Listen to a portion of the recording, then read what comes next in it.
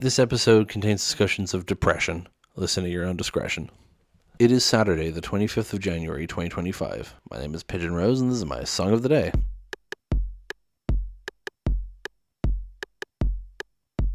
Today we're talking about Chloe Moriondo. I think the only Chloe Moriondo song we've talked about so far has been What If It Doesn't End Well, which I think was like the second week of the show we talked about that. I should really talk about more of her stuff, although I don't know how much I have to say about Hotel for Clowns. But anyway, today we're talking about her first original song that she wrote and released. It's called Waves. She released it on YouTube in 2017, and then it later appeared on her first album. Or is that technically classified as a mixtape? I can never actually remember. Hold on. Oh no, it is her debut album. It's classified as her debut album. Okay. So it appeared as the first track on her debut album, slightly re-recorded, like to sound a bit better. And then later that year, Cavetown released Animal Kingdom. And I talked about Animal Kingdom before because I talked about the version of Hug All Your Friends that's on Animal Kingdom. But if you don't remember, Animal Kingdom's whole thing was that some songs were by Cavetown and then every other song was by a friend of his. Sometimes it was a different version of one of their own songs. Sometimes it was a cover. It kind of varied from person to person. I personally really like HH by Mario Golf, but I don't know if I have enough to say about it to warrant a whole episode. And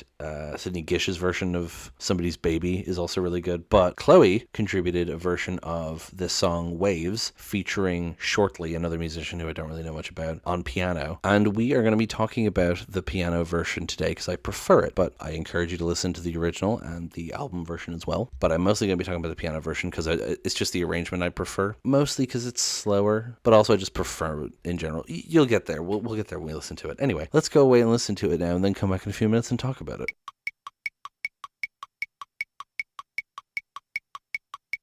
And that was Waves by Chloe Moriondo featuring Shortly.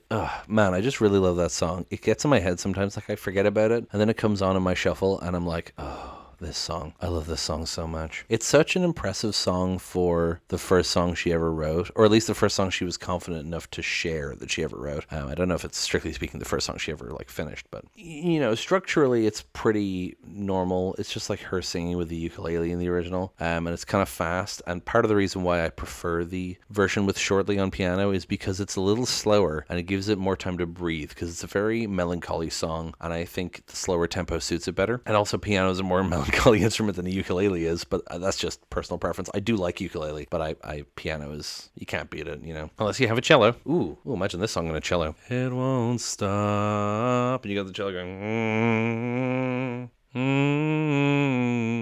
Man, now I want to hear that.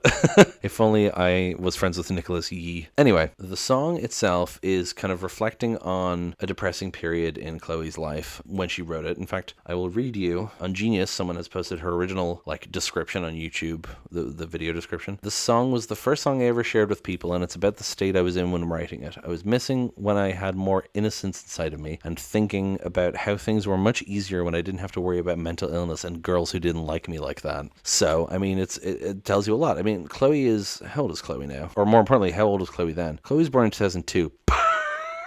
Good Lord, I'm ancient now. Chloe's born in 2002, so that means she's 23 this year, which means in 2017 she would have been 15. Good Lord, so she was 15 writing this? That makes sense. Okay, so yeah, it makes sense as sort of a depressed teenager song, and I don't mean that in a disparaging way. It's just very much how teenagers process these sort of feelings, especially because it's about how she's not used to dealing with mental health issues and girls not liking her back that way and all that, and so it goes, sometimes I feel like I want to go back to a time before my mind turned black. I miss the way it was when instead of just my gooey brains, all that melted was popsicles and the rain just pelted down on me. So, I mean, pretty self-explanatory lyrics, but I love the way it's phrased. Sometimes I want to go back to a time before my mind turned black. I mean, it's a very apt description of what depression feels like. I miss the way it was when instead of just my gooey brains, all that melted was popsicles. I mean, that very much gives you a childish image right away, a child eating a popsicle and it melting in the sun. And yeah, her gooey, instead of my gooey brains, because, people talk about getting all gooey around people they like, and also feeling like their brain is turning to mush when they're having mental health problems. So all the melted was popsicles and the rain just pelted down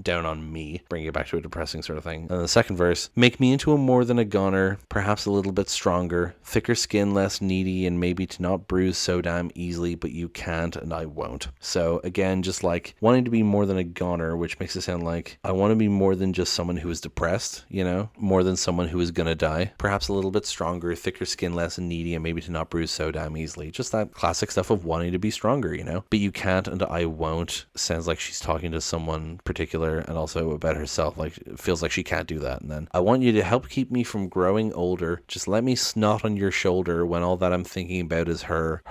Give me everything you got, don't need drugs because I can already feel my head rot and it won't stop. It won't stop, it won't stop, it won't stop, it won't stop. Please slow down, please slow down, make it all slow down, make it all slow down, make it all slow down. So I mean, I always liked this song anyway when I listened to the first album, but this version, this is where it really got me. Just the way it goes, you know, help keep me from going older, just let me snot on your shoulder when I'm thinking about is her. The way it goes like, when all that I'm thinking about is her.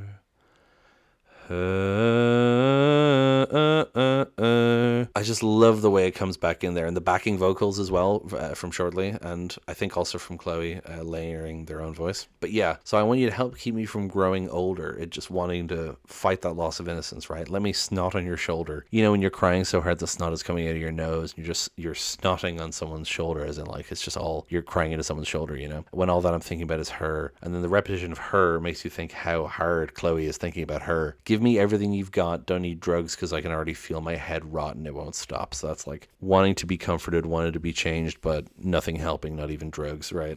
And then just the repetition of it won't stop, please slow down, make it all slow down, just feeling so overwhelmed and wanting it all to go back to the way it was. Just an excellent song illustrating the loss of innocence in real time, and like a really impressive song for a 15-year-old to write and perform, because like remember that this song, this version of it with the piano was recorded the same year as the other version. Well, wait, hold on. Sorry. The album Animal Kingdom was released in 19, but this song from the album was released in 2018. I just want to be clear on that. But anyway, I was thinking. But yes, because this version was recorded and released the same year as the album version. And you can just hear the maturity in it, but also the youth in it, because it's about that. It's about not wanting to lose your youth, you know? And I mean, it's a relatable concept. If I had discovered that, I mean, when this song came out, I was born in 1995. I'm a good few years older than Chloe, obviously. But if I had discovered this song when I was 15, this would have become, I mean, it's an important song to me now, but it would have become like integral to me, I think, if I had discovered this song when I was 15, you know? Anyway, that's pretty much all I have to say about this one, I think. I do like the original, but I prefer the piano version. I mean, yeah, that's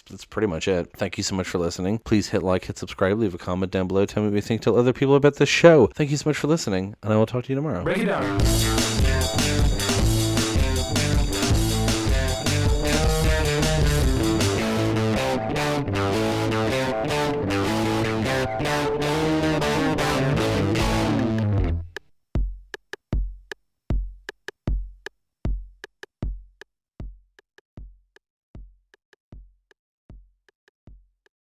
You know, when you're crying so hard that snot is coming out of your mouth. Mouth? Ugh.